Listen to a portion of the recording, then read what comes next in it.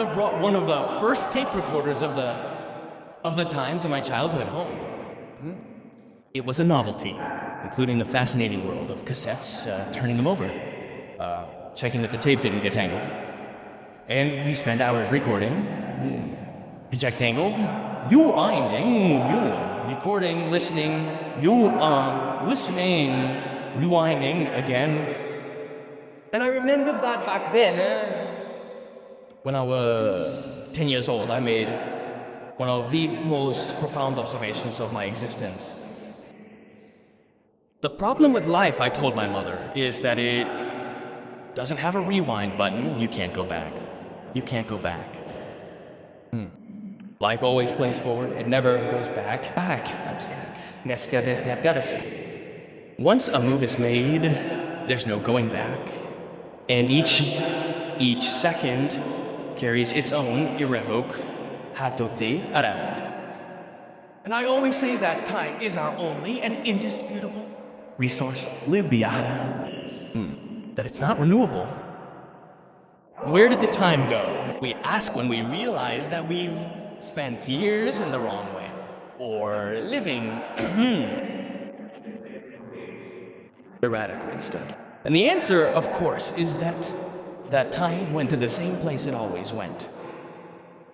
At the end of each day, one more square on the calendar moves from the future column to the past column, from possibility to history. And each moment can be remembered, celebrated, or regretted, but it can never be retrieved. Life is one of those games in which one can only move forward. And the meaning of life is that one day life is going to end, as we were talking about last Sunday. Sunday. We will never discover how we should live our lives unless we fully understand the meaning of the fact that one day it will end.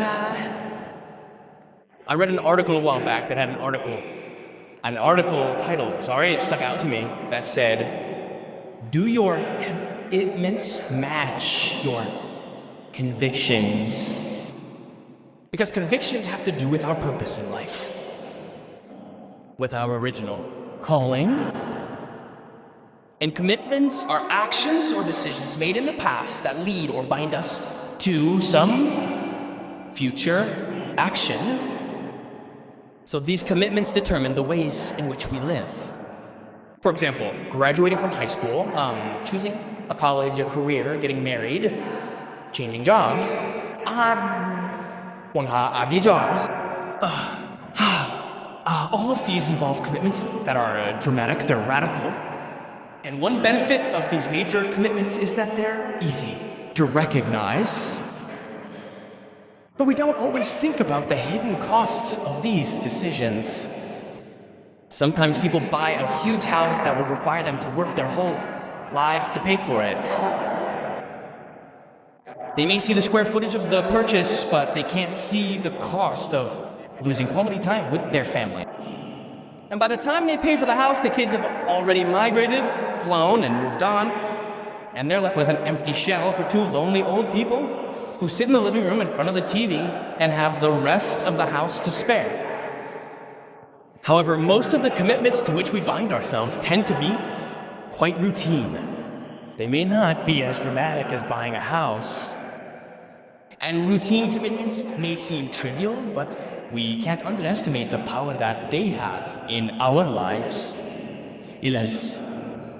And we don't realize it, and we let ourselves be included, for example, in a dozen WhatsApp groups, and we waste answering messages from people we don't care about so that they don't think we're rude, or we fill ourselves with things we have to do. Things we have to do because others tell us we have to do them. Do them.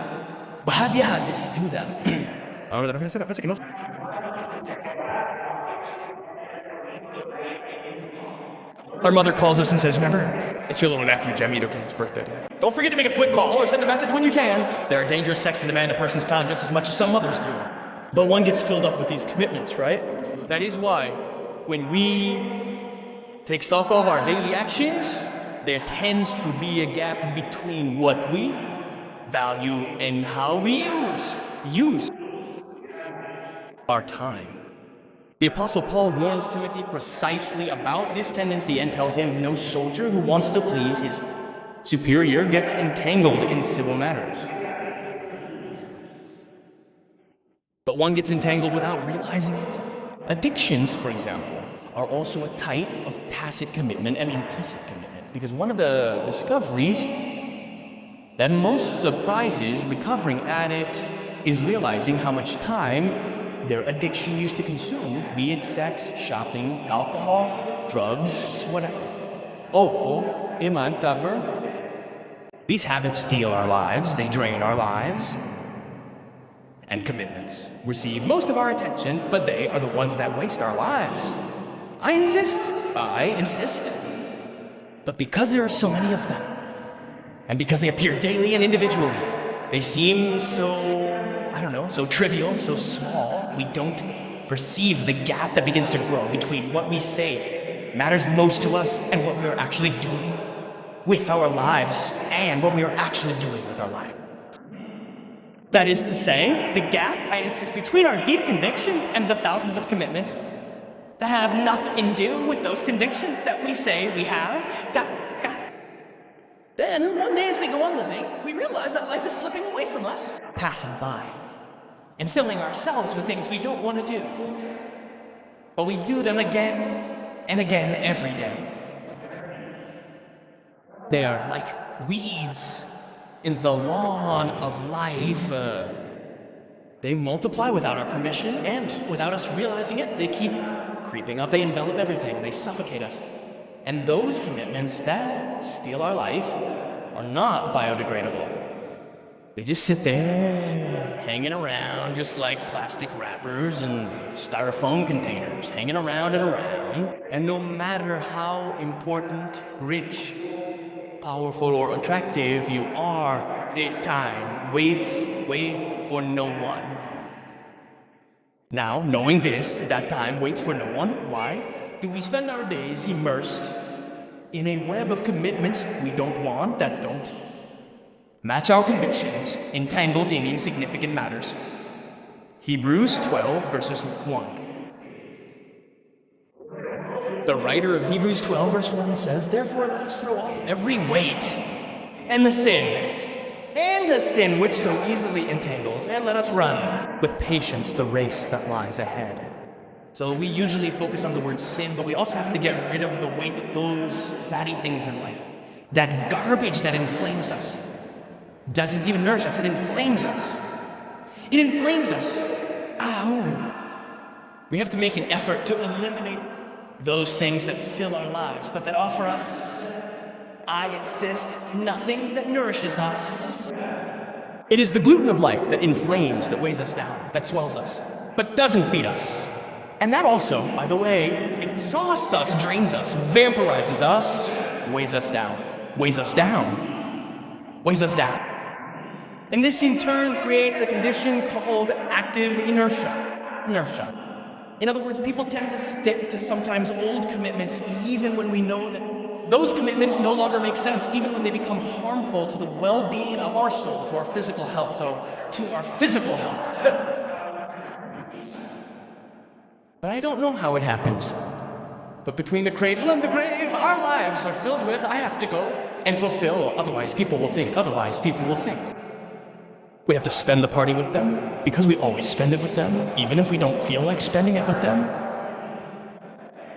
And as I once said, and I like this idea, which is why I am monothematic on the subject, we set the emotional budget that we are going to invest in our lives, not others. If there are people who make us feel obligated to give affection, to give attention, then we need to distance ourselves. And remember this, I'm going to tell you again. I think I'm going to say it until I'm very old, because it solved my life. It's one of the great axioms, one of the great proverbs that I use daily. Never, ever call, write, or talk to someone motivated by guilt. It is not the engine that should drive you to be loving. If it's not for love, but guilt, it's useless. It drains you. It does not serve the other person, nor does it serve you. And going emotionally bankrupt to make someone feel good can sometimes sound noble, but it is not. Then our agenda of commitments begins to fill up with things we do out of guilt, pity, or, in the worst case, for what others will say. So we have to learn to get rid of that feeling of eternal indebtedness to others. As he once said, those sort of soul mortgages that we never finish paying, we are always owing something to someone, and all of that continues until we come across a crisis. And at that moment, when a crisis comes, a misfortune, that's when we find time to change.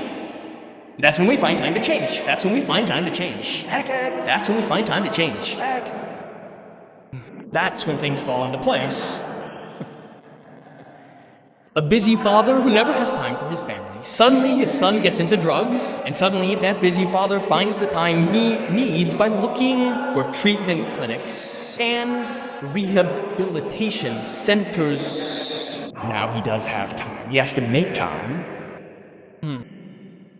A couple who were too busy to dedicate time to each other suddenly find enormous amounts of time for lawyers and endless hours in court when the marriage falls apart and that thing. A workaholic, a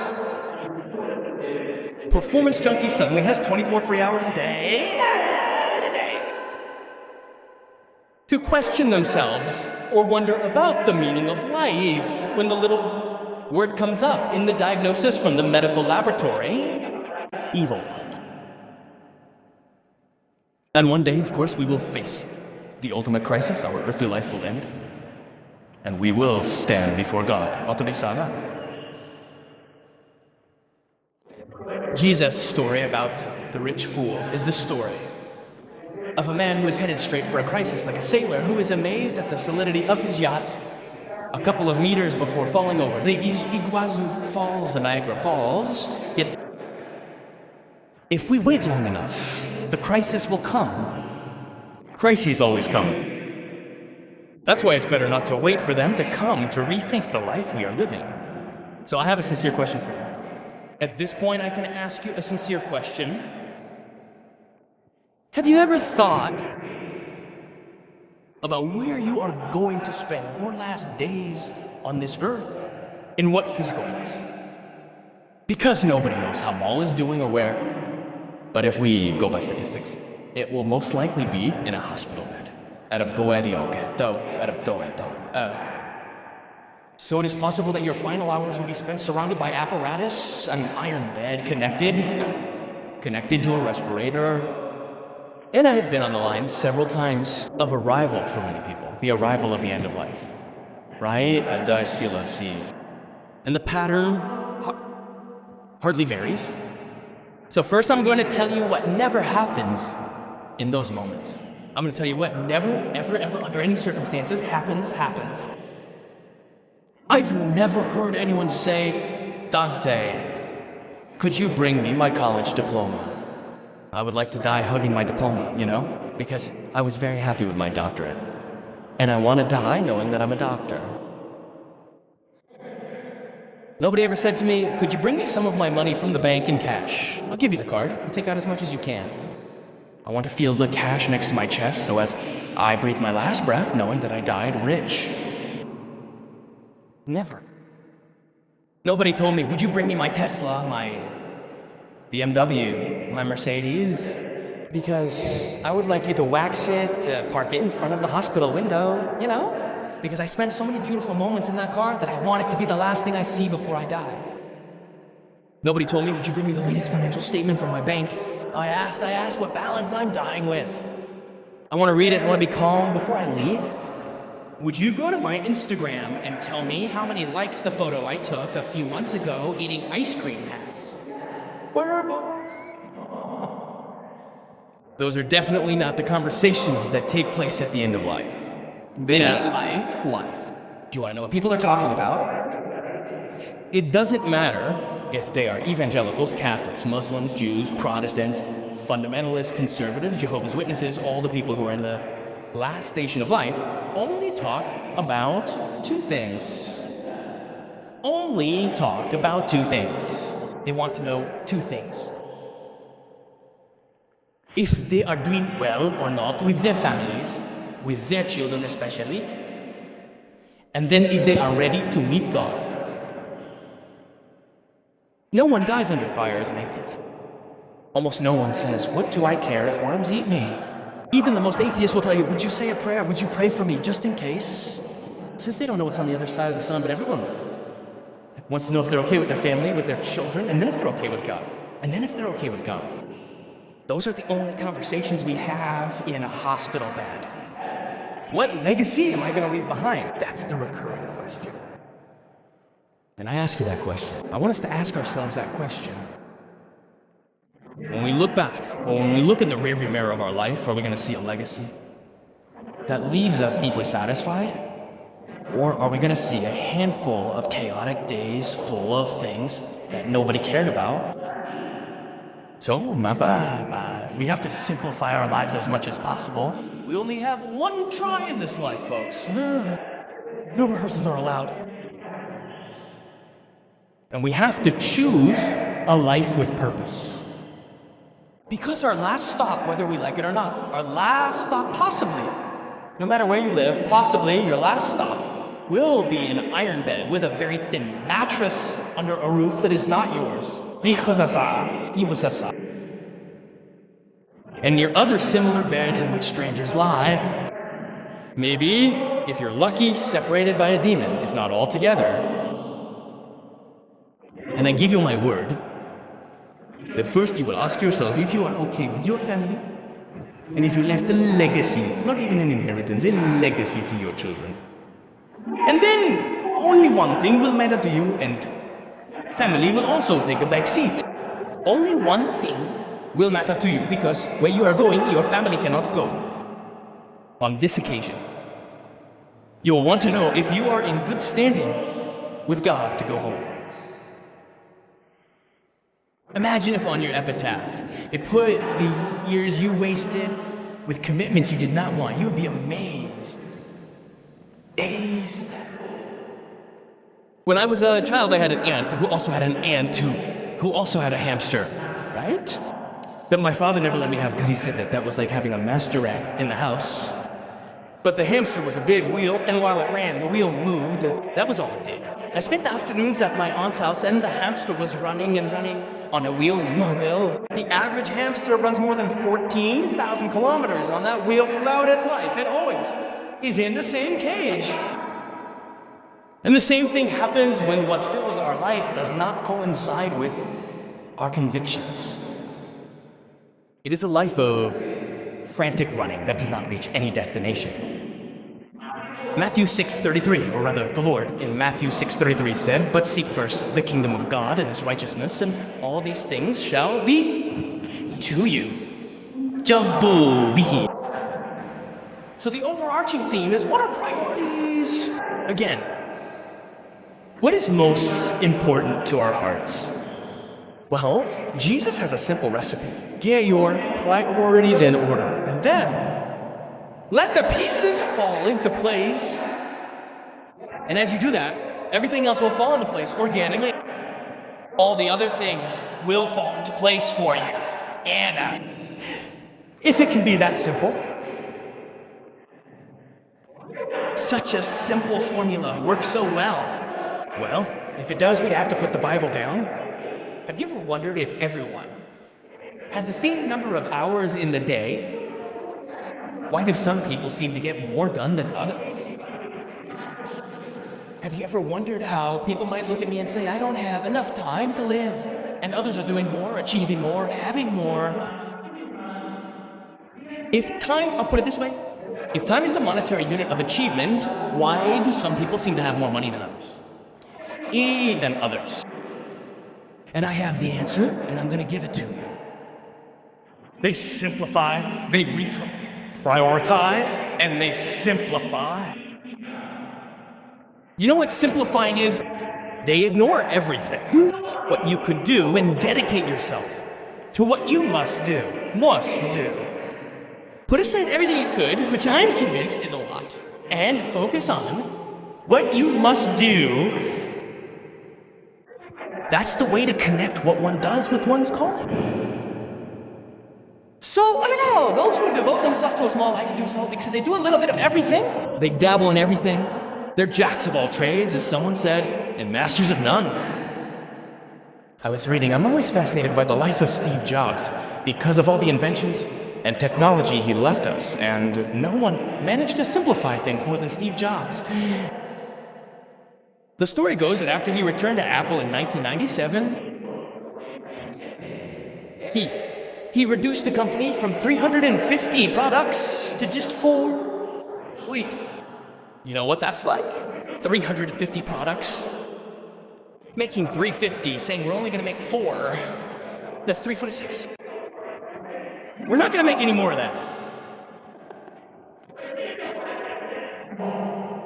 Not 346, they focused on 4 products: Macs, iPods, iTunes, and iPhones.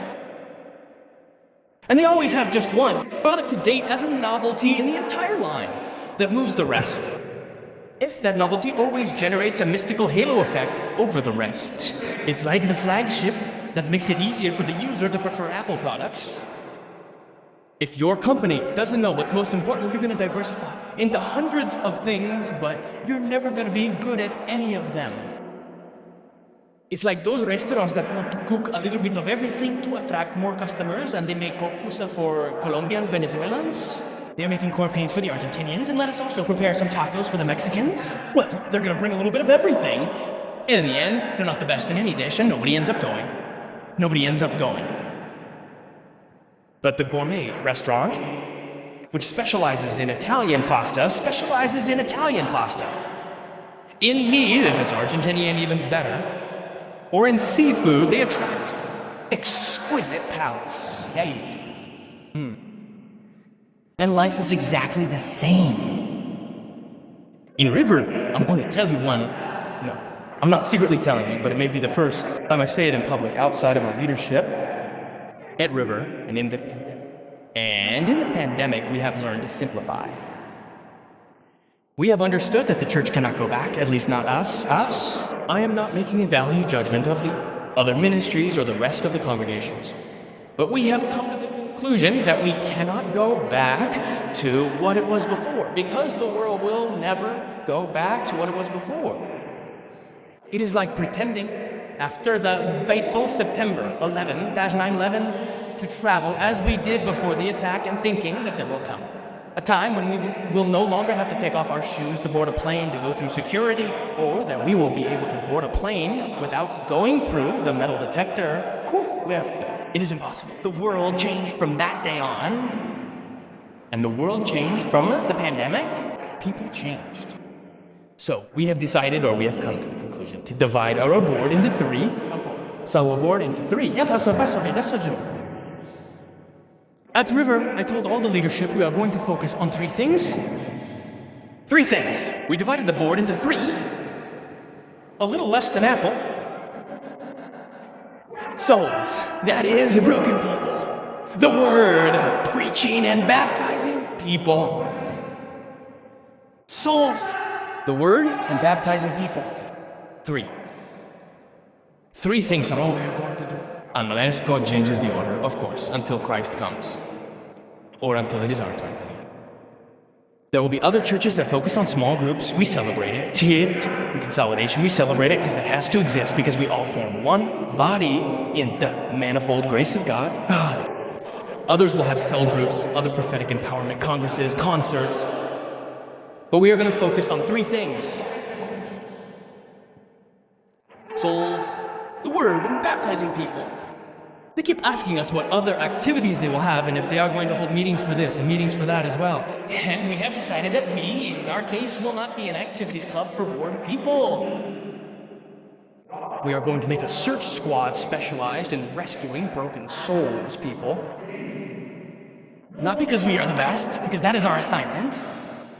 We are going to specialize in what we believe we can be good at, or moderately good and minimally effective. And personally, the same thing happens to me. They invite me to do Zoom. Every week I have invitations to record a message for a conference. They tell me, record yourself for an hour and send it to me on YouTube to send a greeting. And I respond that I'm not going to do anything other than what God called and commissioned me to do. And this is not because I got pedantic and proud, but because I did the math. I grabbed the calculator and did the math. And my remaining lifespan isn't enough to do a little bit of everything. And make everyone happy. And make everyone happy. And this implies that I don't care about pleasing someone I don't know, doesn't know me either, so that they don't say, oh, Dante lost his humility because he didn't accept our invitation. And before you think about it, because there are people out there who say, of course it's easy for you to simplify because you're Dante Gebel. The question you should ask yourself is, are you doing it? Because you're Dante Gebel, or are you boring Gebel because you do it? Because we can all simplify our lives. It's something we can all do. Activity is not always related to productivity. And being busy is not always, or rarely, related to an efficient life. So, I know that people are capable of doing two things at once, but just like computers, we can't concentrate on both at the same time because our attention oscillates from one thing to the other. We can't drive a car and send a text message, or we shouldn't, or check on the child in the bathtub. The baby, and while talking on the phone, zoom in because our brain has multiple channels. Okay, they don't interfere with each other, but we are not really focused on both activities, D's. Whenever we do two things, one is happening in the foreground and another is in the background. If you are listening to this message now, and while you are making food, you are not focused on the message, or focused on the message. No, I can do both things. There's not one that's in the foreground and one that's in the background. Either the food isn't going to be the best, or you're not paying attention to what God is speaking to you. Because if God is speaking to you, using this donkey or whoever, and while you're doing something else or testing on your cell phone, it's the same as if the president called you at the government house. While he's talking to you, you start testing. Speak, Mr. President. I can do several things at once. No, I'm making the grocery list. But you keep talking. If we had to cross a cliff on a rope, we would stop talking, wouldn't we? That's why when we men get lost, we're driving. And we get lost, the first thing we do is turn down the music. We got lost. The first thing we do is turn down the music, because I don't know why that would require a scientific explanation. But I think that if we had to explain how to land a plane, we would stop walking. We can do two things at once, but we're not effective at both.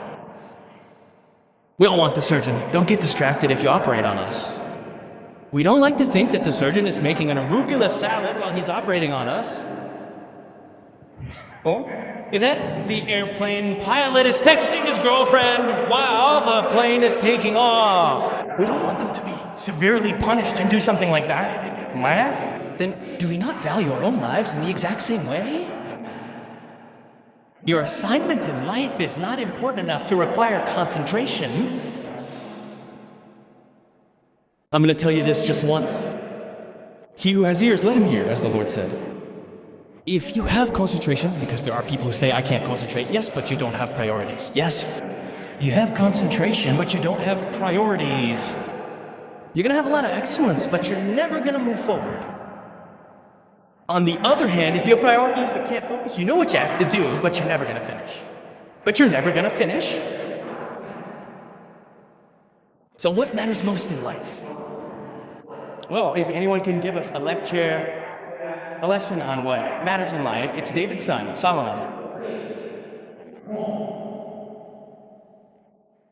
When you ask yourself the deep questions of life, you have to look. After reading everything that Jesus said, the second resource is to look for what Solomon said.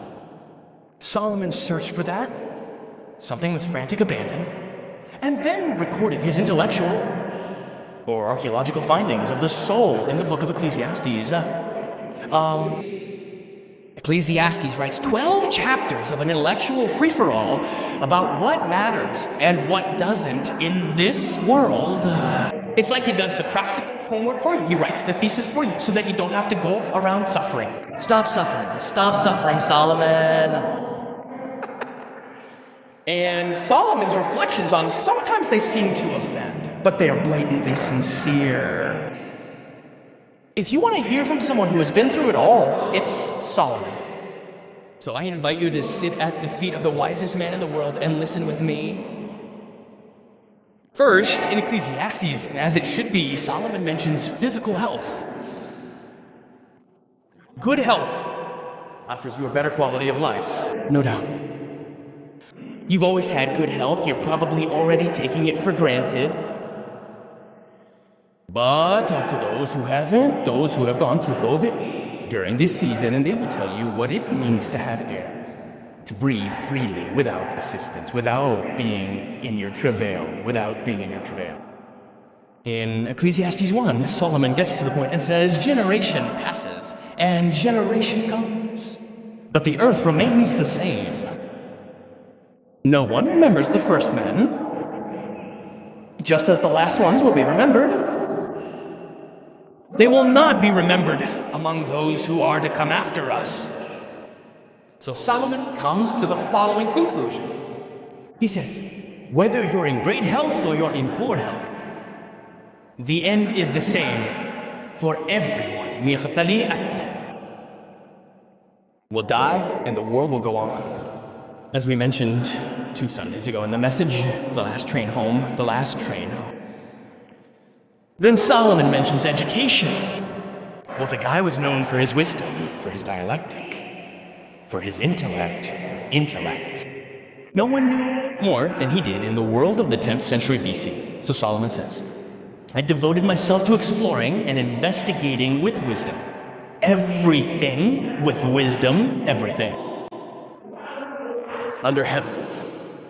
I began to reflect, and here I am, says Solomon. Greater in wisdom than all my predecessors in Jerusalem. Having experienced wisdom and knowledge, I have devoted myself to understanding wisdom, but even this is trying to catch the wind. He uses the metaphor of the ridiculousness of trying to catch the wind and put it inside something. Studying is trying to catch the wind. I wanted to show this to my mother when I was in school so that I wouldn't have to study anymore. I said, look, Mom, the wisest guy in the world says that studying is like trying to catch the wind. And the old lady told me off and said, you're gonna study because you're not a student. But he didn't say that it wasn't bad, that studying was bad. He said that it wouldn't bring you satisfaction or happiness. In other words, knowledge as an end goal isn't worth it either. Education is a means to an end, not an end in itself. No, a degree doesn't define you in life. So he says it clearly, the degree is useless. A doctorate is useless as an end, it doesn't make you happier. Then the wise man also mentions pleasure. He says, and as for pleasures, what are they for? What did I do then? Give myself over to wine. I tried it. It's a tourism of drunkenness. And I tried to hold on to foolishness. The question is, how much Mendoza Malbec does it take to fill the emptiness of the soul? How many social drinkers are truly empty? Then Solomon, listing these sorts of vanities, he says, begins to talk about achievements or work. Then, workaholics. He mentions workaholics already at that time who have the same disease as alcoholics, only the drug is legal. He says, I did great works, I built houses for myself. Solomon says, I planted vineyards. I cultivated my own orchards and gardens, and in them I planted all kinds of fruit trees. The guy didn't build one house, he built several mansions and sumptuous ones. Whenever I'm at the bedside of someone who's about to catch their last train, if they're so minded as to be conscious, I usually ask them what their regrets are, but I don't do it to torment them, but to learn. And most of them agree. And say something like, I was so busy trying to my family's standard of living that before I knew it, my kids were grown. My kids were grown. Gone. Emancipated, and I never got to know them. And now they're too busy for me. And it happens that some events sometimes present themselves with an alarm, with a sense of urgency, a text message that needs to be answered now, a cholesterol level that needs to be lowered immediately. But the call to love is almost never accompanied by urgency. We always say that we can procrastinate, leave it for later. And maybe you missed the opportunity to sit on the floor with your child to play wrestling, watch a children's movie, or hear how their day went at school. And I'll say, well, there'll be time for that when everything calms down. I'm covered in debt right now. And maybe it's been a long time since you've had a deep conversation with a really good friend, the kind that you can be, without pretending. That's when you can open your heart to them and say, yeah, now that you mention it, I have to do it someday. Someday we have to get together to eat. The thing is, right now I'm really busy. Would it feed your old parents' heart, or one of them? If they're alive, yeah. If you took the time to express the love you have for them. Yes, I have to do it. I have to do it. Someday I have to see the old lady or the old man, but the thing is, my life is really full right now. So life goes by. Children leave. Good friends get tired and disappear. And old people die.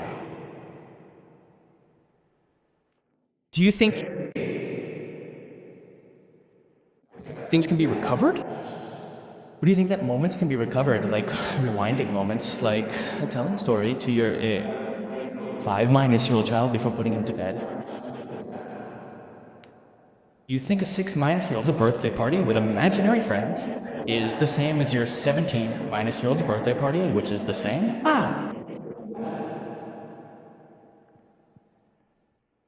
Do you really think that gonna watch your little child play is the same as gonna watch him play as an adult? Or do you think you can make a pact with God so that time stops for you and everything important stays frozen until you're ready to play with your children? No, it's not gonna happen. Time can't be paused, it can't be frozen. You need to have a flight frequency. You need to be focused.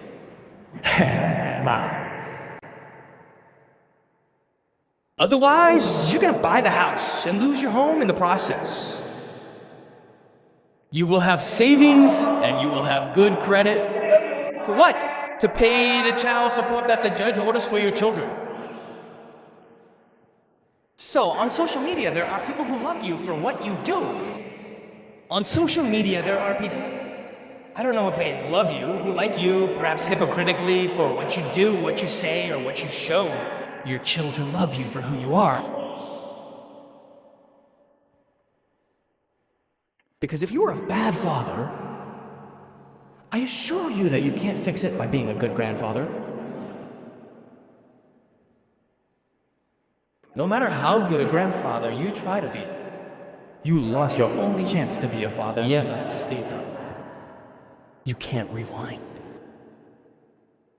And your children, who are going to see your futile attempts to fix what you did as a father, trying to fix what you did as a father now, as a grandfather, are gonna know that it's a fraud. Trying clumsily to fix as an old man what you couldn't do when you were younger. So when you play with time, most of the time it's a bet that you won't be able to pay off. And even if you think you can gamble and win, first make sure when you enter the casino of life that you can live without it. Without what you could end up losing with ayudarte. There is a great writer named Mary Jane. I think her name is Iran, if I pronounce it right. Mary Jane EO, who wrote a fabulous essay called Gift from a hairdryer. What is the reflection that a mother makes when when combing and detangling her 7-year-old daughter's hair after bathing her or helping her bathe her. Right? And she says something like this. She says, comb and dry, comb and dry. And she thinks, soon I won't be able to do this anymore. And you know, Mom, that short, limp hair will inevitably give way to adult hairstyles, to horrible dye jobs, suggested by her hairdresser, who will suggest that she go blonde. First she will begin with highlights, then she will turn completely yellow, just as it happens to the majority of women. And the mother thinks as she dries the little girl's hair, what will she be like at 14? Where will that hair be flying then? And then she'll be 16, 18. And the mother supposes that the boys will love to see how her hair smells.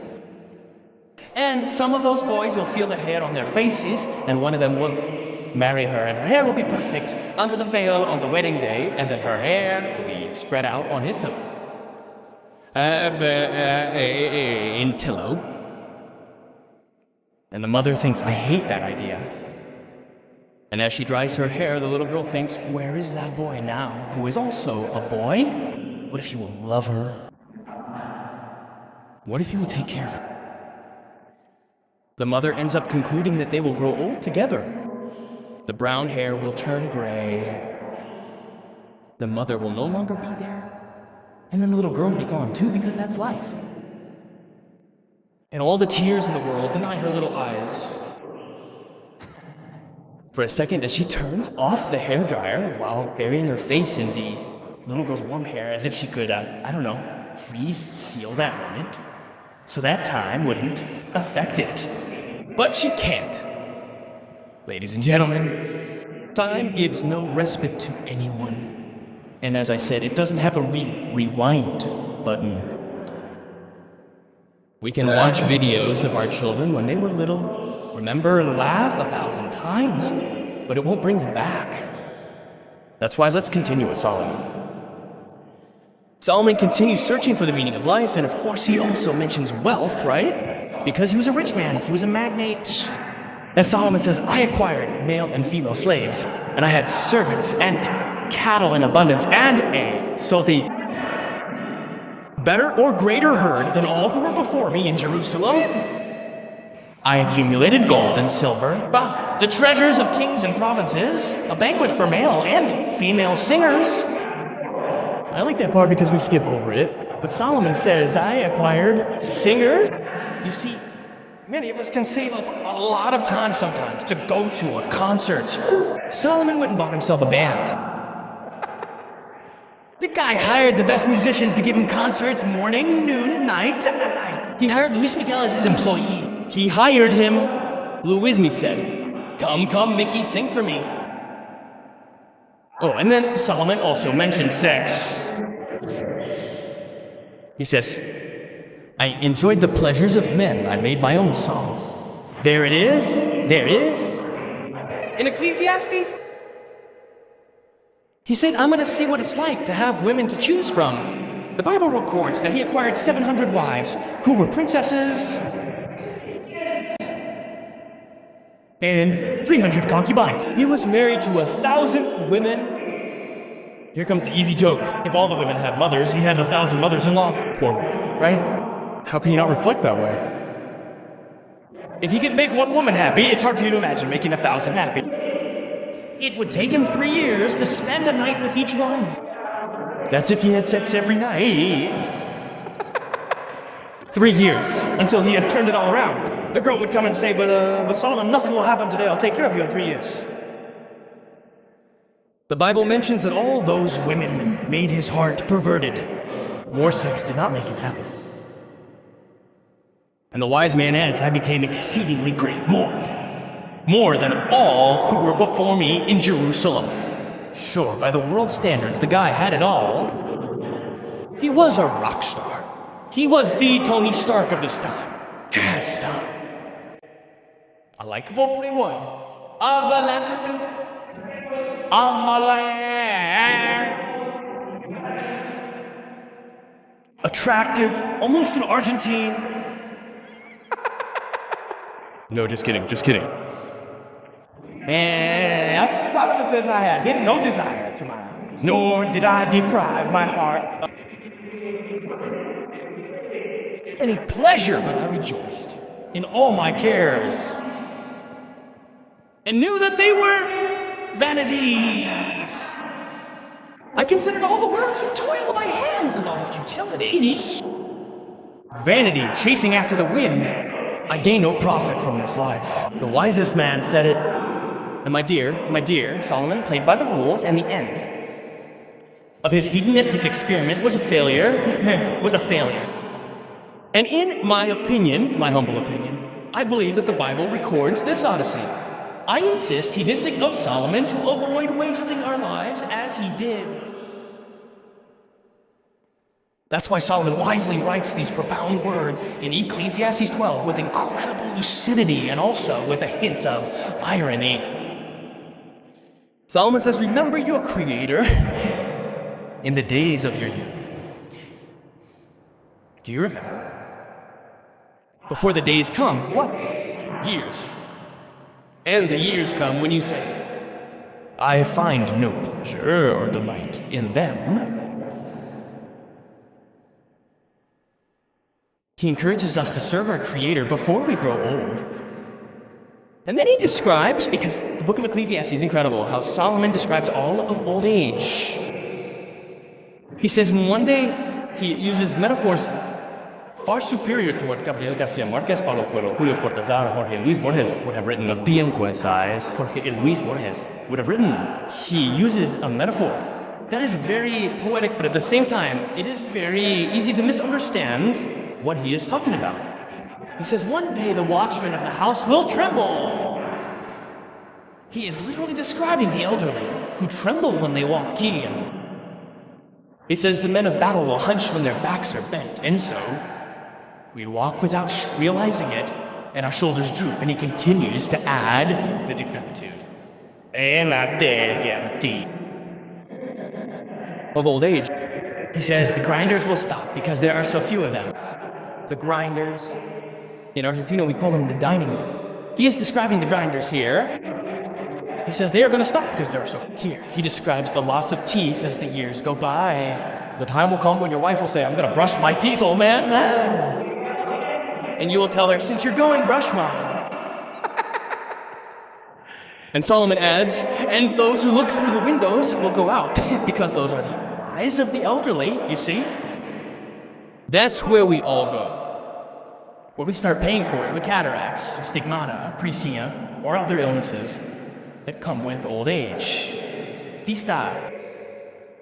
Then he says the doors to the street will gradually close, and the noise of the wind will gradually diminish. That's where Salmon begins to talk about hearing loss. The birds will sing louder, says the wise man, but their trills will be muffled. Just think how poetic it is to say, you're going deaf. Did you see that the elderly get up early? And my dad used to say, the rocket stops early because they sleep little, but their sense of hearing begins to diminish. And finally, there is a pearl hidden there in Solomon's wisdom. A pearl that few see, but those who read it carefully and with new eyes discover with astonishment, it says, and the caper will be of no use. Of course, what does the caper have to do with what Solomon is talking about? Why is Solomon talking about a food? Why is he talking about a vegetable? If he keeps talking about so many things that have to do with old age, sure, capers were used as an aphrodisiac. They were the Viagra of their time. In other words, don't wait until you get old to focus on life. Start serving him long before your health improves or your energy levels run low. Give God everything in the prime of your life, not at the end of it. Give him your zenith, not your works. Because if you're going to focus when the capers lose their effectiveness, it's because you're going too slow. If you're going to think about what you're going to do with your life when the capers don't produce any effect, you're screwed. And by the way, Solomon ends his experiment with a no-holds-barred conclusion, again, as expected. He says at the end of the thesis, right? The end of this matter is that everything has been heard. So fear God and keep his commandments, because that is everything and only thing for man. And that's what life is all about. That's the only thing that fills the void in our soul. We have to do whatever we have to do to simplify our lives as much as possible, to take advantage of today, which is all we have. God knew that his creation needed new beginnings. So being aware of our needs, he divided the entire span of our lives into segments of 24 hours each. Opportunities to start over every day, to begin again. Well, Lamentations 3:22 reminds us of the new beginning. His goodness is renewed each morning. Great is his faithfulness each morning. Great is his faithfulness each morning. So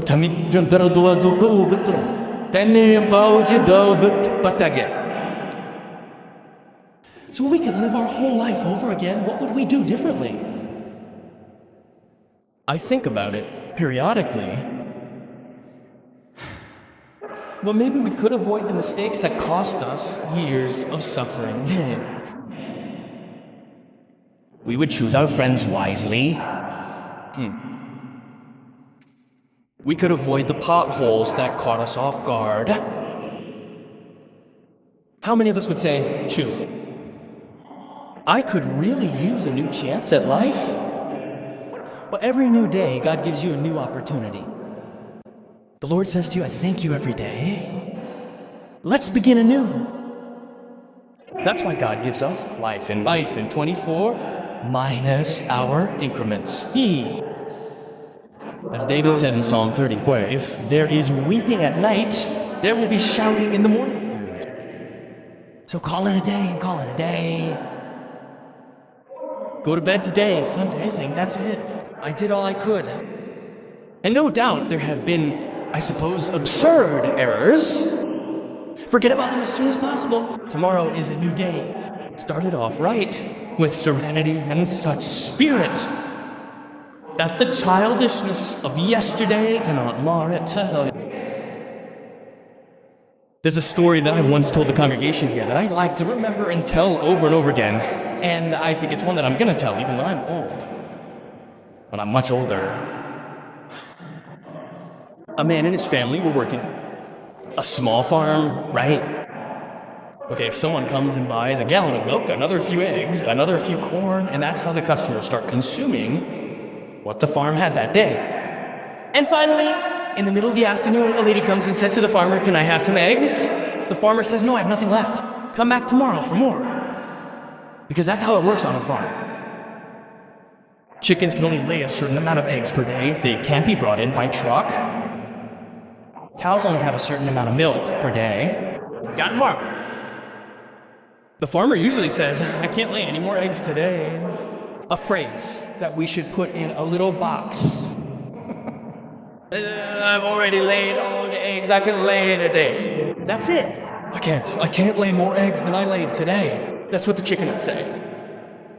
I have a certain amount of time in the day and I want to do what I can. Focused on my calling.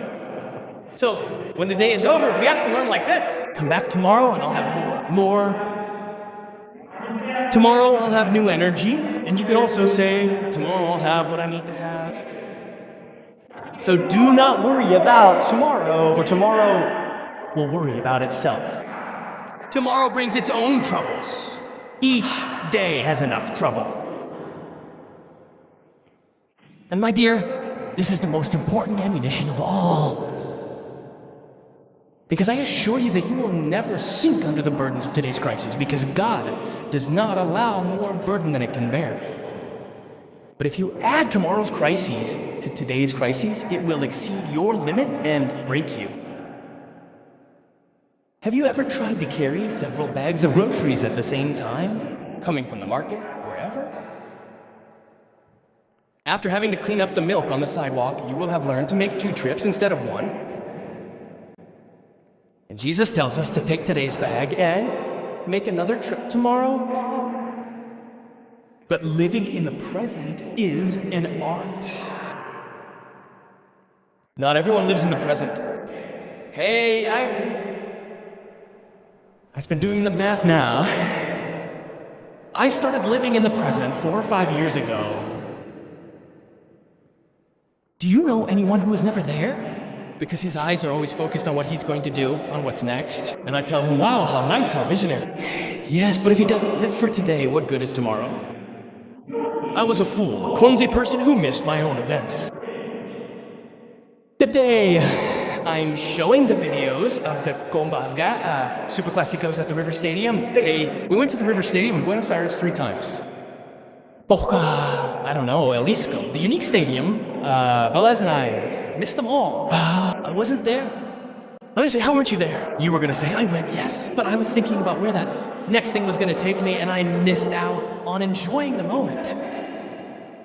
Have you ever met someone who doesn't live completely in what they're living? Jesus wants us to live one day at a time. There is a reason why God placed us inside this moment, locked within the parentheses that separate both the past and the future. In the middle are us. Both are off limits, the past and the future, with signs that say, do not pass, do not pass, do not pass.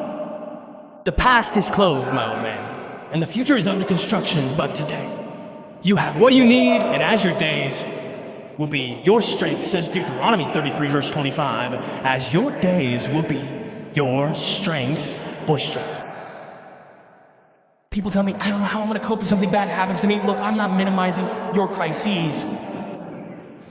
But if something happens, the loss of a loved one, the worst misfortune of your worst nightmares, when that day dawns, God will give you the grace and strength for that day. Now, place yourself in one square at a time. I spent years of my childhood imagining my mother in a coffin because my mother used to psychopathic me. I'm gonna die, you're gonna kill me, you're gonna take me to the grave. A phrase mothers used to use to psychopathic you, to make you behave, but I lived imagining death and instead of enjoying it. Many times I cried because my mother was going to die, and God gave her to me at 40 years old. So, don't dwell on yesterday's successes either. Because you see that there are people who also dwell where everything was going well in life, and when oh, look at that photo, I didn't have wrinkles! Oh, I didn't have bread! Oh, look at a butt! That's where I felt when I was with everyone, when the kids were little and they didn't fight. Pablo, one of the most successful men ever, he said, for employing ever, he said, forgetting what lies behind and looking forward, what lies ahead is the high calling of Christ.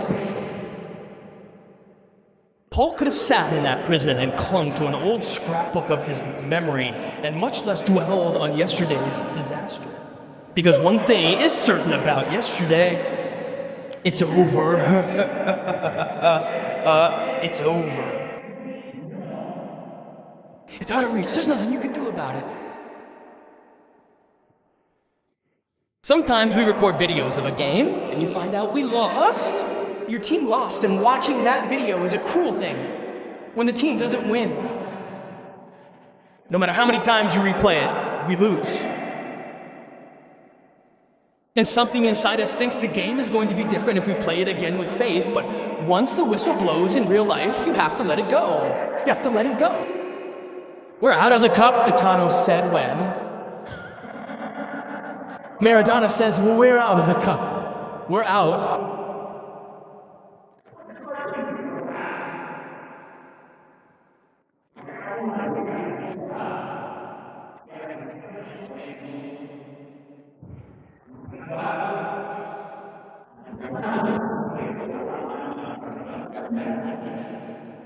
Through the valley of the shadow. I've done it a lot. My job is to help you finally walk into the light. That's what I do Sunday after Sunday. I help you walk through the valley. I'm here to tell you that the valley is not a nice place to build a house. The valley of the shadow is for walking through, not for hanging your hat. And every extra day that you stay in this shadow, that's a day of lost joy. The important thing is to keep walking. So, don't look over your shoulder at yesterday's happiness or yesterday's sadness. Don't crane your neck to see what's ahead around the bend in the road, because you're gonna miss it. I remember going to theme parks, Disney, what's up, Universal Studios, and a lot of people recording, going around, recording somebody else who didn't come. Especially the Orientals do that. They record everything. Oh, they go like this, they go like this, they go like this, they go like this, they keep bumping into each other and go like this, they keep bumping like this. They're enjoying it, they're recording it for somebody who didn't come. Enjoy it, man. So that's life. Stay alive and don't worry. Look, the Lord told me to give you this message. My name is I Am. I'm gonna say, I knew that. No, because if I lived in the past, it would be very hard, because God is not there. He did not say that his name is I was. I am, no, I was. Yeah. And if you live in the future, it will be very hard, because his name is not I will be, I will be. But if you live in the present, you will be happy, because my name is I am. When? Today. So, the greatest good is not necessarily time. A person who lives in the present focused can achieve more than than someone who perhaps could not achieve in a few weeks. With focus. A father can share an activity with his son or daughter that will leave permanent memories in that child. Time without focus is wasted hours of life. It is watching 24 episodes of the season of I don't know what. Who killed your grandmother? Vegetating in the same office where you spent many years is not the path to productivity.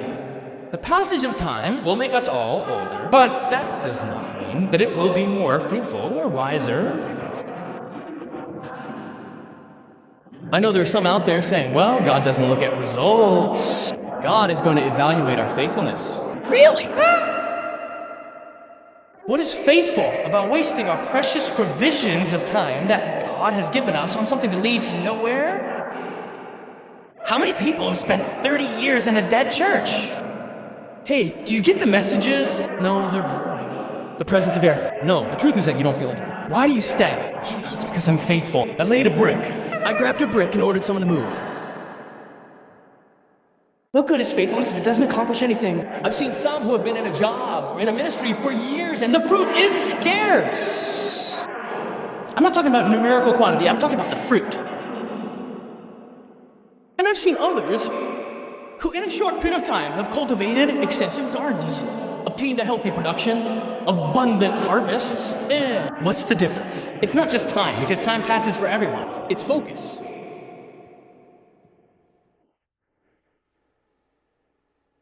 Focus where God has placed you. A lot of young pastors came to River a couple of times and said, Dante, you have a few minutes? Give me some tips to help my church grow. Number one, what do you do on a Sunday here? Go where God sent you? No, I came to learn. Look it up online. We'll meet up this week.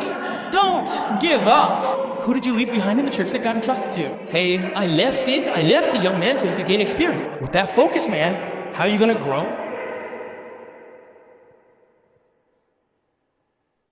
When I'm not gonna talk about my ministry or have a party or a tour of my accomplishments because I don't have them, but the least I can do is be here for 12 years.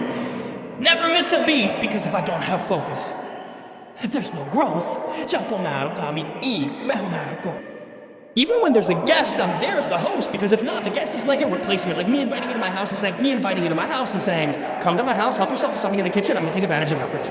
If I invite you, I have to be focused. When I was young, I invested my energy in a lot of things, and now I have to measure my energy.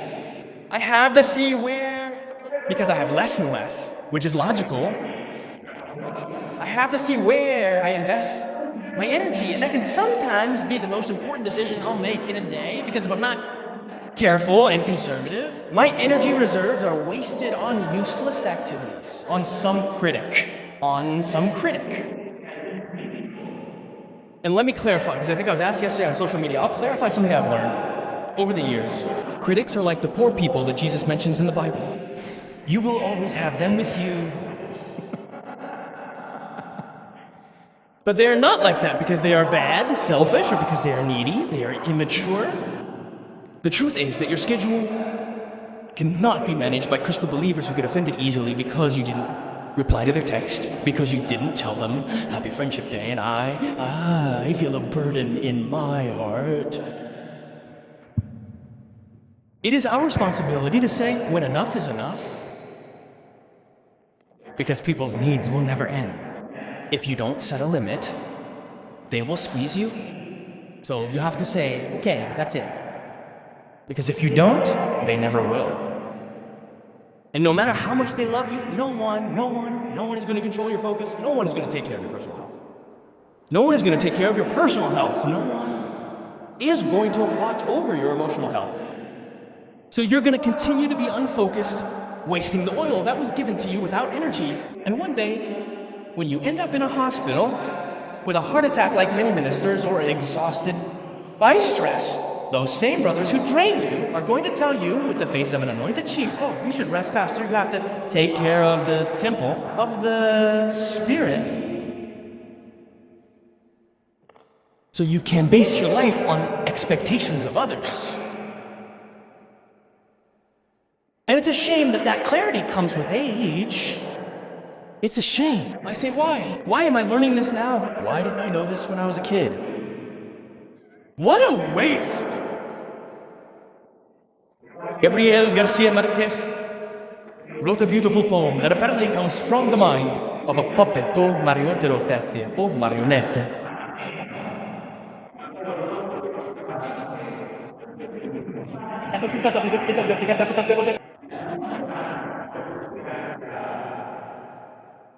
If for a moment the puppet says, God forgot that I'm a rag doll,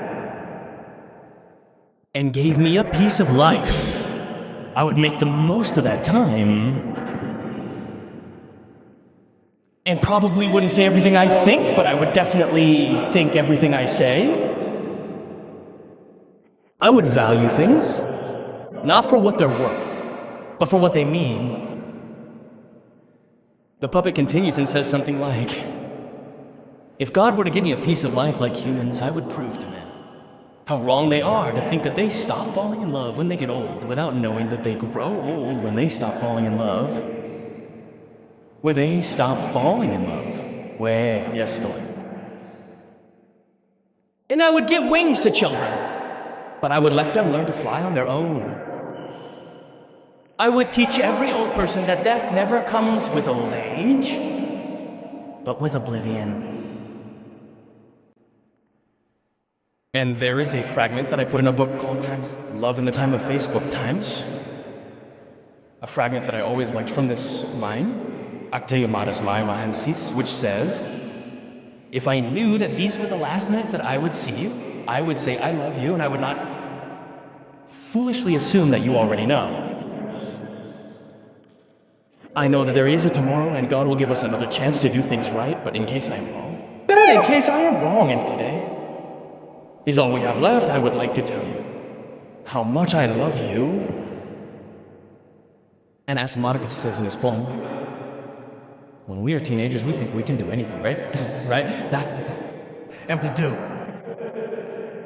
Then the 20s are a bit of a blur. At 30, we dedicate ourselves to raising a family, we earn some money, and we wonder, what happened to my 20s? At 40, we gain a belly, the magical double chin appears, the music is too loud. And it starts to bother us, we don't understand. Reggaeton, we find out that one of our teenage girlfriends. We find out that one of our teenage girlfriends has become a grandmother, who has become a grandmother. And suddenly we are in our 70s. Alone. With a blanket covering our feet, watching Discovery with the volume low, wondering, why don't the boys call us? And if this sounds familiar, it's because it's the lesson of Ecclesiastes. Solomon, a very troubled Solomon, wonders what profit a man gets from so much toil in this life. I remember that my mother used to watch movies, from her time, from the golden age of Hollywood, and every time an actor or actress from her time appeared, she would always say, oh, she's so old. Oh. But what happened to Rita Hayworth? That woman broke down. I remember looking down at her and saying, but don't you realize that she's aged too? Oh, what happened to Walker Merchant? That he's ruined this? It looks like he must have cancer or he smokes a lot. No, he was aging like her. And now sometimes, it happens to me that I post a photo of myself and someone says, hey man, you're not the youth pastor anymore? You're getting old. You're getting old. And I feel like answering, you're right, but if I keep telling people that, you won't have that privilege. Someone will kill you first. The days go by slowly, but the years go by quickly, and life doesn't have a rewind button. It does. You can't go back. Look, I know very little about these examples, but the few that I do know, the examples of remorse, of wasted lives, I'll try to engrave them in my memory because I don't want them to happen to me.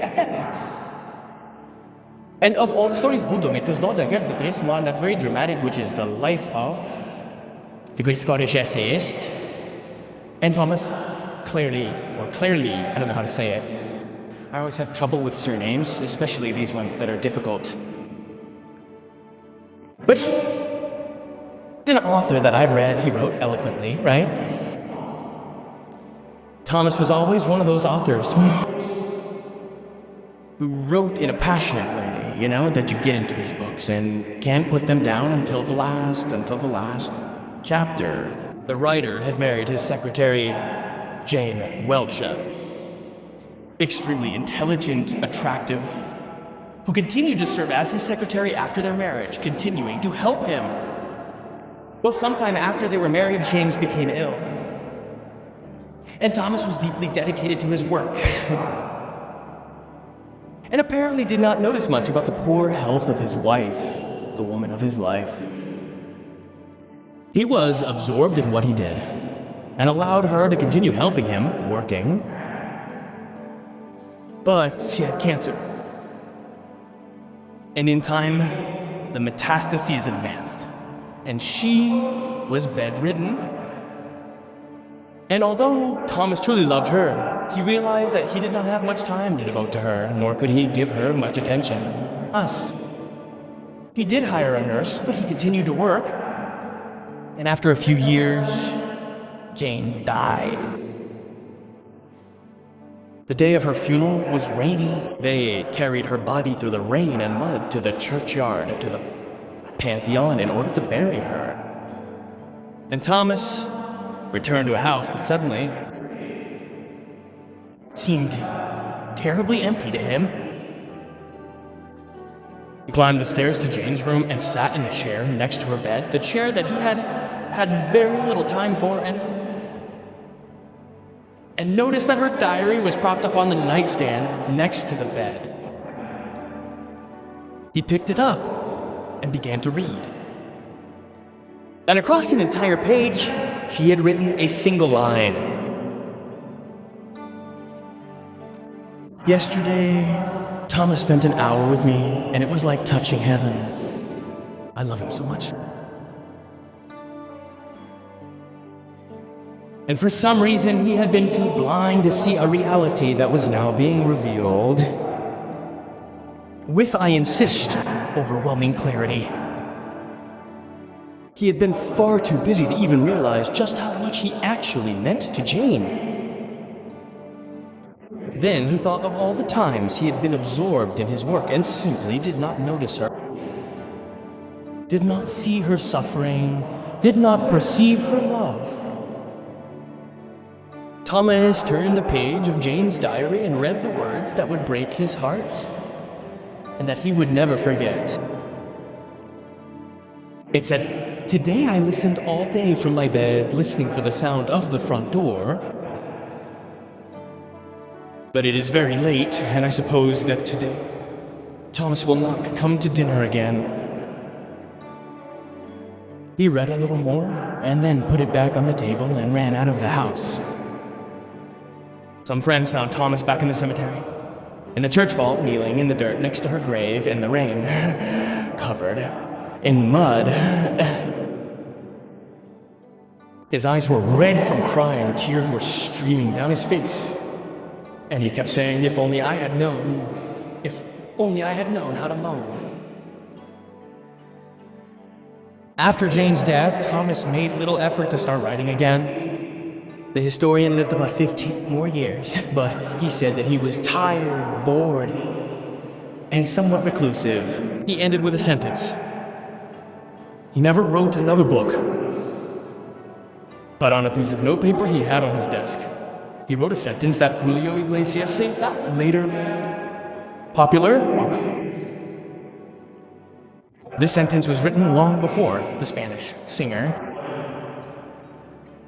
made a song about it. I forgot to live. So, my dear, to cut the subject short,